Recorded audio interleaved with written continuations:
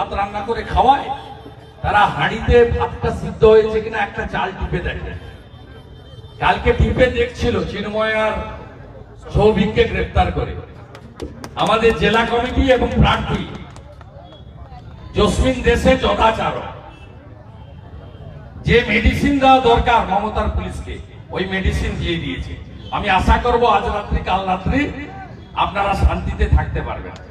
আর ধন্যবাদ কেন্দ্রীয় নির্বাচন কমিশনকে, ভারত সরকারকে।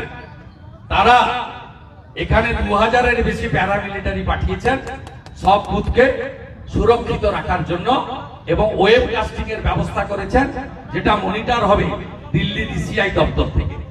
আমি জনগণকে বলবো, আগে ভোটদান করুন, পরে জলপান করুন। সকাল সকাল ভোট দিন, আরজি করে ঘটনার বদলা নিন।